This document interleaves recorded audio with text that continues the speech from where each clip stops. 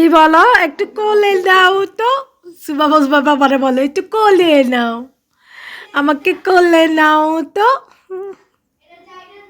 একটু কোলে নাও তোমাকে কোলে নিবে তুই বেবি হুম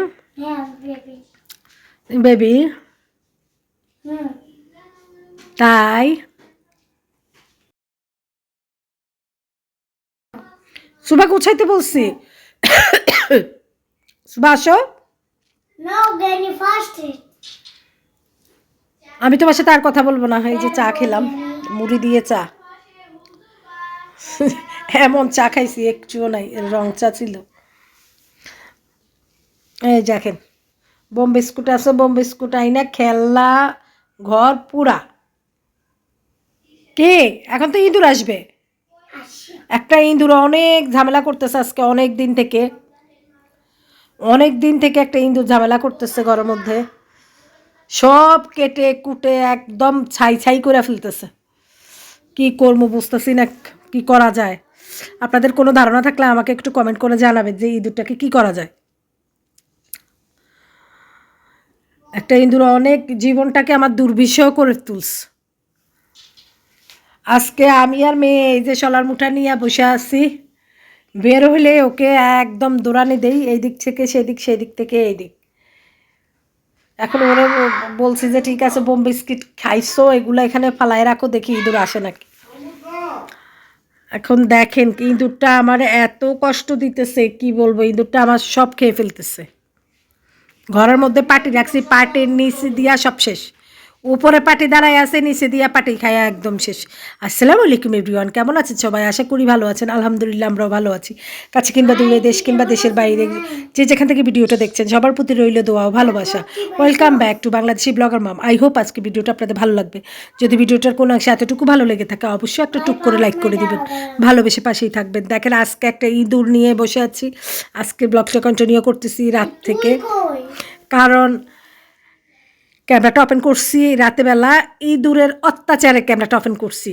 একটা ইঁদুর অনেক দিন থেকে আমাকে জ্বালাইতেছে কিন্তু আমি মানে এটা তেমন ফোকাস দিনে ভাবছি যে ইঁদুর আসে হয়তো চলে যাবে কিন্তু এই ইঁদুরটা কোত্থেকে যে আসা হঠাৎ আইসা আমার ঘরের ভিতরে একটা তাণ্ডব চালায়া যায় আক্রমণ চালায়া যায় কিছুক্ষণ আগে আসলো দেখেন আপনাদেরকে দাঁড়ান দেখাই কিছুক্ষণ আগে আসলো এই যে আমি আর সুবা সলামুঠা নিয়ে বসে আছি ইঁদুর দৌড়ানোর জন্য ইঁদুর কি করে মা ইঁদুর কি করে ইঁদুর কি করে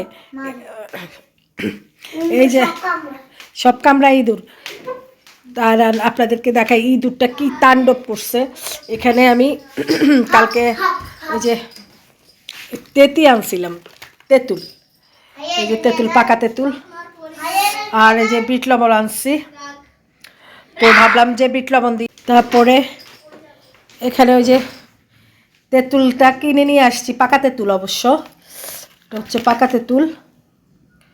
পাকা তেঁতুল বিট লবণ কিন্তু আমি খাওয়ার সময়টা পাই নাই ইদানিং আমি কাজ করে করে মানে খাওয়ার সময়টা পাই না আর এখানে দেখেন এখানে এই যে আচার দিছি জলপাইয়ের আচার এখানে জলপাইয়ের আচার তো ভাবলাম যে সবাইকে একটু একটু দিব দিয়ে আমারগুলো আমি এই যে ইয়ে করব গ্রানটা অনেক বের হয়ে গেছে আসলে দিলাম যে অনেক দিন হয়েছে আমি এখনও ইয়ে করি নাই এই যে আচারগুলা তো যাই হোক এই যে তেঁতুলটাও রাখলাম আচারটাও রাখলাম এই যে বিট লবণ আছে এখানে তারপর আপনাদেরকে দেখাই ইঁদুরের কথা বলি এই যে দেখেন এই আমি এটা দিয়ে চিতল পিঠা বানাতাম প্রায় 1 বছর হয়ে গেছে এত সুন্দর মানে এটার মধ্যে পিঠা হতো এত সফট এত সুন্দর তুলতুলে হতো এই ইঁদুর আজকে এই ইয়েটা মাটির তাওয়াটা কোথায় ছিল দাঁড়ান আপনাদেরকে দেখাই এই মাটির তাওয়াটা আমি চা খাইছি কিছুক্ষণ আগে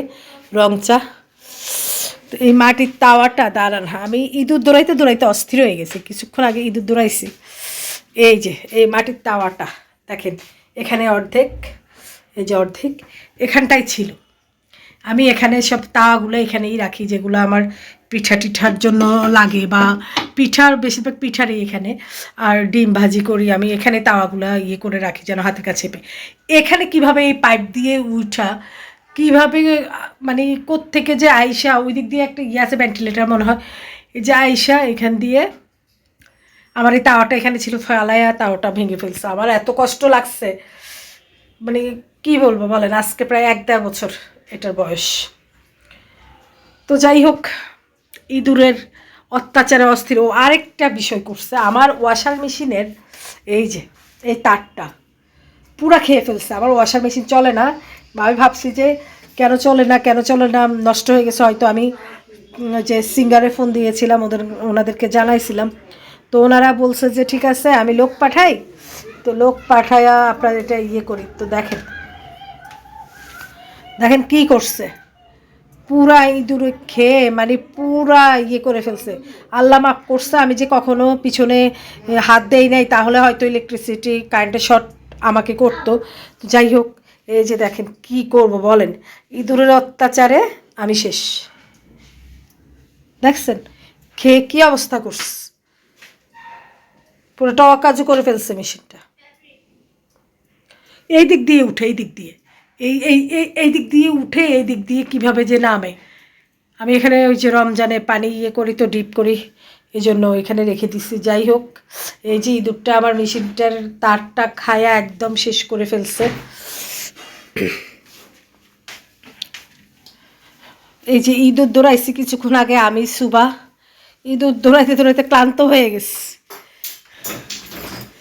সুবামণি কী করে, এখানে আমি ইয়ে করছিলাম দুপুরবেলায়, একটু মূলা, টমেটো, কাঁচামরিচ দিয়ে, একটু টক দিয়ে একটু মানে মাখাইছিলাম। আসলে আমিই খাই, এটা কেউই খায় না বাসার মধ্যে, এটা আমিই খাই, সেজন্যই পড়ে আসছি। এই যে সুবামা কি করে, সুবামা কি আনছো, খেলনা আনছো? কি খেলনা এটা? এটা কি? এটা কি? ব্যাসলেট? এটা তো ব্যাসলেট না, এটার নাম কি? এটার নাম কি বলো? এটার নাম কিছু নাই। ও রে, ঘুরতেছে, দেখি ঘুরাও তো। ও অনেক সুন্দর তো। আরেকবার ঘুরাও, দাঁড়াও দেখি দেখি। ওইটা তো ব্যাবলেট, দেখি ঘুরাও, তুমি তো ঘুরাইতে পারো। মাশাল্লাহ। সুবা এখানে ভাত মানে খাইতে চাইছিল কিছুক্ষণ আগে, আমি দিয়েছিলাম কিন্তু খাই নাই। ওই যে কিছুক্ষণ পরে খাবে, আমি ওভেনে গরম করে দিব। দাও তো, ঘুরাও তো। ঘুরাইছো?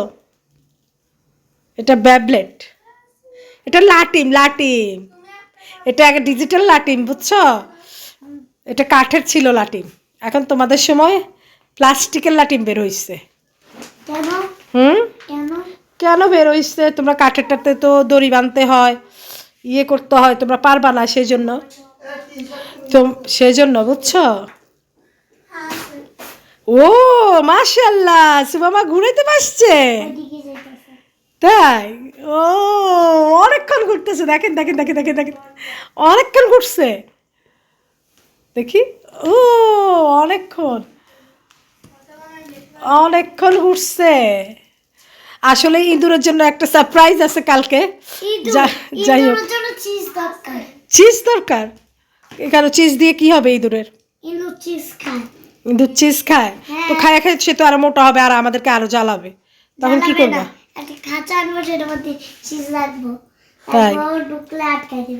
তাই ইঁদুরের জন্য একটা সারপ্রাইজ অপেক্ষা করতেছে কালকে, দেখি। আমাদের লুসিটা হারায়া গেছে, লুসিটা কই চলে গেছে? লুসিটাকে খুঁজে পাচ্ছি না, লুসিটাকে হয়তো কেউ নিয়ে গেছে রাস্তা থেকে, তো লুসিটাকে খুঁজে পাচ্ছি না। আসলে যতদিন লুসি ছিল ততদিন ইঁদুর, তেলাপোকা কিছুই ছিল না বাসার মধ্যে।